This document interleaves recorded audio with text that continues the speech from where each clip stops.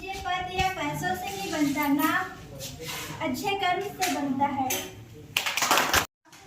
विश्व बाल दिवस कब मनाया जाता है? अनुशासन का क्या महत्व? अनुशासन क्या चीज होता है जानते हो आप लोग? जानते हो नहीं जानते? जानते हैं। जो नियम है, जैसे स्कूल लगने का समय आप लोग का 11:45, तो 11:45 से पहुंच जाओ, है ना? स्कूल ड्रेस आप लोग का निर्धारित है, स्कूल ड्रेस में पहुंच जाओ। बालिका लोग बढ़िया 2 चोटी करके आ जाओ, ये सब अनुशासन है ना?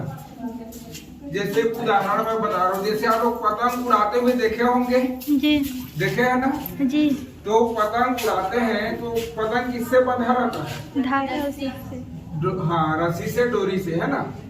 तो जब डोरी से बंधा रहता है, उसको हाथ में पकड़े रहते हैं चलाने वाला, है ना?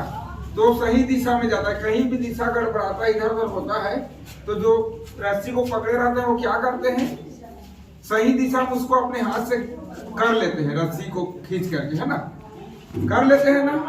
और जब रस्सी अचानक कट जाता है तो क्या होता है? पतंग का दिशाहीन हो जाता है ना? कहीं पर भी जा करके गिर जाता है। उसी प्रकार से हमारे जीवन में अनुशासन का महत्व है। अगर हम जीवन में अनुशासित हैं, अनुशासन का प्रयोग कर रहे हैं, तो हमारा जो जीवन है सही दिशा में जाएगा, है ना? और अगर हम अनुशासनहीन हो जाएंगे तो उस कटे हुए पतंग के जैसे हो जाएगा।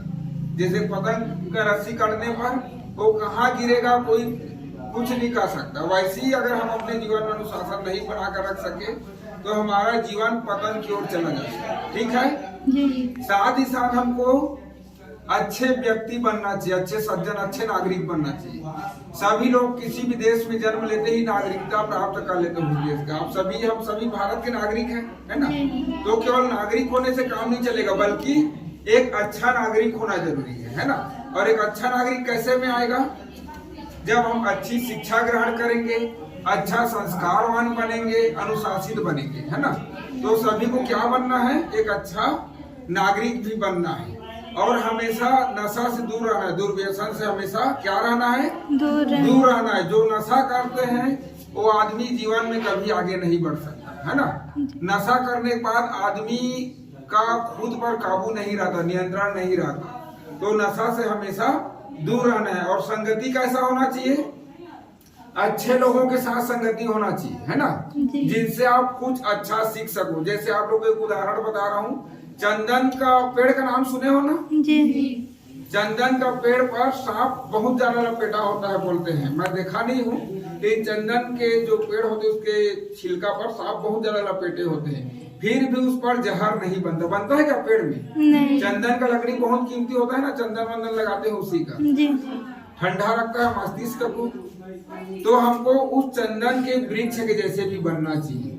अगर हम गलत लोगों के साथ में है भी, मान लो ऐसे रहना नहीं चाहिए, लेकिन मान लो किसी के संपर्क में आ गए उस टाइप से, तब भी हमको बुराई को ग्रहण नहीं करना है ना? जिस प्रकार से चंदन पर सांप लपेटे होता है, फिर भी उस पर जहर नहीं बनता, उसी प्रकार से हम अगर बुरे लोगों के साथ में भी रह रहे हैं, तब भी हम पर उसका प्रभाव नहीं पड़ना चाहिए। तो समझ में आया आप लोग को? जी। कैसे लोगों के साथ संगति करना चाहिए? अच्छे लोगों के साथ संगति करना चाहिए। और जैसे हमारे टीचर लोग सब अच्छे होते हैं, है ना?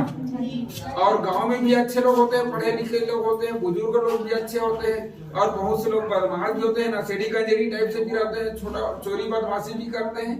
तो ऐसे लोगों से हमेशा दूर रहना है और हमेशा अनुशासित रहते हुए अपने जीवन को आगे बढ़ाना है। ठीक है जी। तो जो मैं अभी सिखाया आप लोगों को, शिक्षा दिया, उससे कुछ समझ में आया कि नहीं आया? आया ना? जी। चलो ठीक है, धन्यवाद।